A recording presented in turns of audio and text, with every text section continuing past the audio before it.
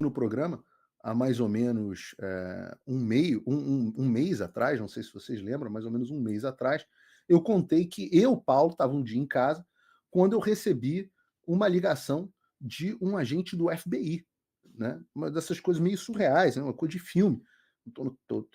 Para quem não lembra, eu estava em casa, trabalhando, na verdade, estava numa outra ligação, toco meu telefone aparece lá. Federal Bureau of Investigation, esse serviço de identificação do Google, né? Ou seja, uma ligação legítima do FBI. E eu fiquei ali, pô, FBI ligando, caramba, agora a gente tá com problema, né? Porque enquanto era só a Polícia Federal, tava tudo certo. Agora, o FBI tá ligando, caramba, vamos ver o que será que arrumaram contra mim. Isso foi logo depois da coletiva de imprensa, logo depois que a gente estava marcando a audiência no Congresso dos Estados Unidos. Então, eu atendi o agente do FBI. Eu já contei essa história no ar, mas estou recapitulando só para vocês entenderem. O agente do FBI falou: olha, estou entrando em contato, eu sou agente fulano de tal, estou entrando em contato, porque nós estamos trabalhando em cooperação com o governo brasileiro e numa investigação, e o governo brasileiro, queria muito te ouvir. Queríamos saber se na data tal ou na data tal você está disponível para comparecer aqui, ou nós vamos à sua casa, ou eu falei, mas o FBI vindo à minha casa com a Polícia Federal? Então você vai no prédio do Departamento de Justiça, que a gente vai interrogar você e etc. Blá. Eu ouvi aquela coisa toda e tal. Aí falei assim, perguntei, vem cá, eu estou sendo acusado de algum crime, ou investigado por algum crime? E eu acho que a gente não esperava essa pergunta, porque ele deu uma gaguejada ali e falou, não, eu não sei essa informação, porque a investigação está sendo conduzida pelo governo brasileiro. Aí eu falei, governo brasileiro? O governo brasileiro? Então qual é o papel do FBI que está me ligando nessa investigação? Não, eu quero deixar claro que essa não é uma investigação do FBI, é uma investigação do governo brasileiro. Nós aqui só estamos fazendo o papel de facilitar as comunicações entre vocês e tudo mais. Facilitar as comunicações? Olha, existe um procedimento para me informar, se quiserem me ouvir, que se chama intimação. Existe um processo para intimação de depoimento. Esse processo segue normas internacionais. O governo brasileiro emite uma carta rogatória, que é analisada aqui pelas autoridades americanas. A carta rogatória chega para mim, eu sei qual é a qualidade na qual vou ser ouvido, se é como testemunha, se é como investigado, sobre o que é. Vou constituir um advogado, vou pedir acesso aos autos, e aí, sabendo do que existe contra mim nas investigações, aí eu posso depor. Não existe dificuldade de comunicação. Eu moro num lugar certo e sabido há 9 anos que eu moro nessa casa que eu estou aqui. Eu acho que não tem muita dificuldade. Faz a carta rogatória chega. Essa esculhambação que a Polícia Federal, a qual a Polícia Federal se sujeitou no Brasil, do Alexandre intimar as pessoas por WhatsApp para depor, e aí o cara tem que ir lá sem saber se vai ser preso, em que qualidade, com advogado sem acesso aos outros. Essa esculhambação de Brasil, esse troço não funciona aqui nos Estados Unidos. Aí o agente do FBI falou assim, carta rogatória que o senhor quer, né? Eu falei, carta rogatória. E saiu uma reportagem, até do Paulo Capelli, a reportagem Polícia Federal toma olé de ex-Jovem Pan. Não foi olé. Olé, se eu tivesse dado um somebody love, nem achei que a reportagem do Capelli foi imprecisa. Né? O título é que talvez seja impreciso, que agora você pediu o cumprimento da lei, olé, né? E parece que um médico aqui nos Estados Unidos foi chamado, inclusive, depois. Só que eu percebi que o que estava acontecendo era uma clara tentativa de intimidação. Eu percebi que o que estava acontecendo era o cara do FBI me ligando para me intimidar, para ver se eu me cagava nas calças. Falar, puta, o FBI, e agora? Ai, meu Deus, vou para debaixo da cama. E agora, meu Deus, tem que ir lá, agora eu tenho que ir lá falar. E para ver se me calava. Para eu ir lá, por agente do FBI com o Departamento de Justiça e Polícia Federal dentro da minha casa, me interrogando, para ver se eu parava de falar, para ver se eu parava as minhas ações aqui no Congresso, etc, etc. E desculpa, queridos, vão intimidar a PQP. Não tenho medo de FBI. Eu sou criminoso, pô. Então, quando terminou a ligação, eu olhei, liguei para minha advogada aqui dos Estados Unidos. Ela falou, absolutamente ilegal, cabe inclusive indenização contra você. E eu falei, não tem problema. O que eu vou fazer agora nesse momento é que eu vou ligar, e vocês sabem da minha relação com o pessoal do Congresso dos Estados Unidos, liguei para alguém do Comitê Judiciário, com quem eu já vinha em interlocução, porque o Comitê... Por que não o Chris Smith? Por que não? Porque o Comitê Judiciário é o comitê que tem o poder de oversight, né, o poder de supervisão do FBI. Então o FBI responde dentro do Congresso ao Comitê Judiciário. E aí eu fiz um depoimento formal, fui lá, né, eu já tinha uma dessas minhas idas frequentes ao Congresso, fui lá, contei a história, fiz um depoimento formal por escrito, etc.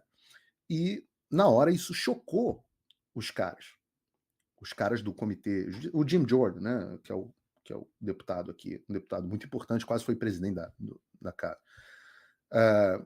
Chocou os caras, porque isso se trata do que eles chamam de repressão transnacional. Guardem esse termo. Repressão transnacional. Em inglês, transnational repression. Eu digo que vocês guardem esse termo porque é importante. Eu estou contando uma história para chegar num desdobramento. Né? Aliás, agora estamos aí perto de 20 mil pessoas nos assistindo, um pouco menos, alguma coisa como 19 mil pessoas assistindo. Peço novamente que cliquem na curtida, porque isso vai fazer esse vídeo que é muito importante. A bomba vai chegar daqui a pouco. Se você não achou ainda que o caso da Comissão Interamericana foi uma bomba, eu vou chegar na bomba daqui a pouquinho. Então, eu fiquei quieto quando eu fiz esse depoimento, sabia que a investigação estava acontecendo, mantive a minha colaboração, e eis que veio ontem a bomba que eu aguardava, a bomba que eu vinha prometendo a vocês, uma delas. Né? E o que aconteceu? O Comitê Judiciário intimou o FBI dos Estados Unidos a respeito do meu caso e a respeito do Brasil, a respeito da cooperação do FBI com Alexandre. Isso foi objeto de várias matérias aqui nos Estados Unidos, inclusive do respeitado Daily Wire. E eu reproduzi a matéria em português do Daily Wire, tá no meu site. E eu sempre falo para vocês que você pode ter todas as... Isso não vai sair na mídia brasileira, ou talvez parece que saiu alguma coisa na Gazeta do Povo, mas parcialmente. Você vai ter as reportagens que importam em português no meu site, paulofigueiredoshow.com. Você pode se inscrever, inclusive, de graça, lá para receber um e-mail no fim do dia com as principais notícias. Mas o que diz a reportagem? Ela diz o seguinte: Câmara investiga a colaboração do FBI na repressão a críticos do Brasil. O presidente do Comitê Judiciário, Jim Jordan, está exigindo respostas do FBI sobre relatórios que indicam que o Bureau, o FBI, né, entrou em contato com americanos. Na verdade, o correto não seria americanos, mas residentes nos Estados Unidos, porque eu não sou americano, em nome do governo brasileiro. Jordan enviou uma carta ao diretor do FBI, Christopher Wray, nessa terça-feira, buscando respostas sobre relatos do Brasil que sugerem que o FBI pode ter desempenhado um papel na repressão do governo brasileiro a críticos e jornalistas.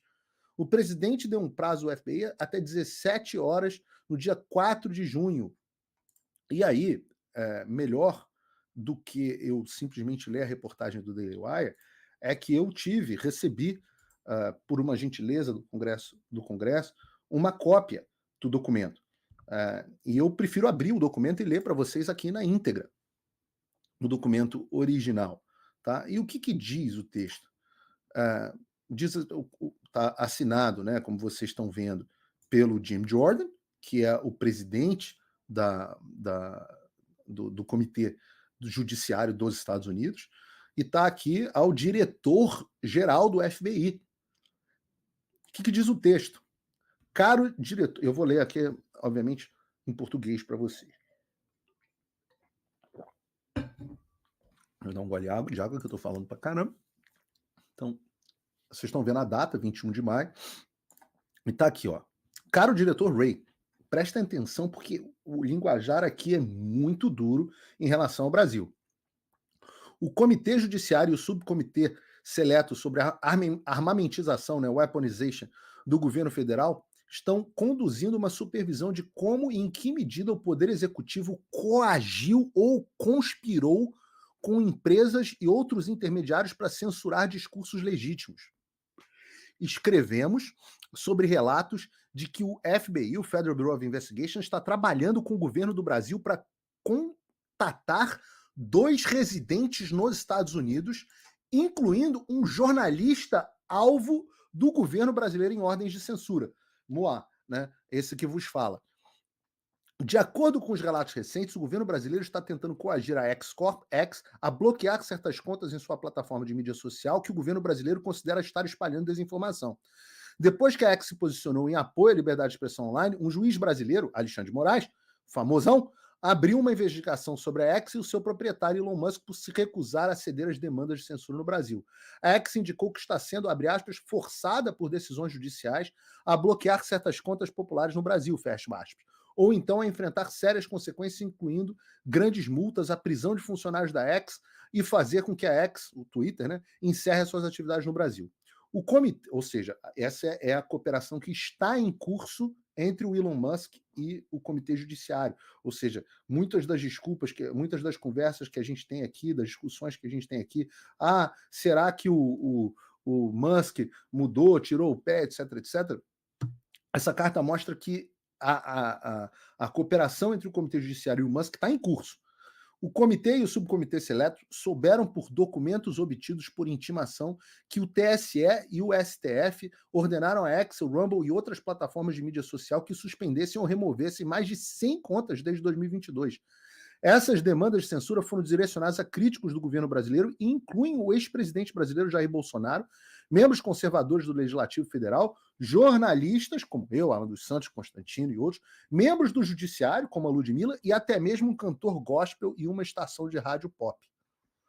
No Brasil, veículos de notícias relataram recentemente, e ele está falando, eles colocam aqui a notícia do Paulo Capelli no Metrópolis, que o FBI, em nome do governo brasileiro, procurou 2 residentes dos Estados Unidos, incluindo um jornalista alvo de algumas ordens de censura em tribunais brasileiros. Tá aqui, não é mais sou eu que estou dizendo, é o Congresso dizendo que eu, residente dos Estados Unidos, sou um jornalista alvo de algumas ordens de censura por tribunais brasileiros. Só para deixar claro, senadores, censura é proibida pela Constituição brasileira.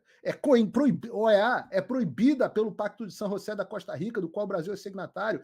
É proibida pela Declaração Universal dos Direitos Humanos. Não sou eu, não é mais a palavra do Paulo. É a palavra do Comitê Judiciário do Congresso dos Estados Unidos. Rodrigo Pacheco, até quando o senhor vai ficar vendo isso calado? Não precisa gostar de mim, não.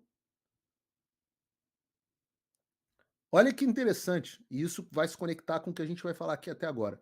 O comitê e o subcomitê seleto já descobriram como o FBI trabalhou com o governo estrangeiro para facilitar a censura da liberdade de expressão dos americanos. Por exemplo, ou seja, não é a primeira vez que o FBI faz isso. Em 2022, o FBI, a pedido de uma agência de inteligência ucraniana, sinalizou para empresas americanas de mídia social as contas autênticas de americanos, incluindo uma conta verificada do Departamento de Estado dos Estados Unidos e contas de pertencentes a jornalistas americanos. A recente divulgação do FBI levanta preocupações sobre se o FBI está novamente ajudando a facilitar os esforços de censura de um governo estrangeiro. O FBI facilitando os esforços de censura de um governo estrangeiro, brasileiro. Aí diz a carta, a liberdade de expressão, inclusive a liberdade de expressão em plataformas digitais, é parte fundamental e necessária de sociedades democráticas e justas. Portanto, para entender a natureza e a extensão das interações do FBI com o governo brasileiro em relação aos seus esforços de censura e para auxiliar o comitê em sua supervisão, pedimos a você, Christopher Wray, diretor do FBI, que forneça os seguintes documentos e informações. 1. E aí que a cobra vai fumar. Todos os documentos e comunicações entre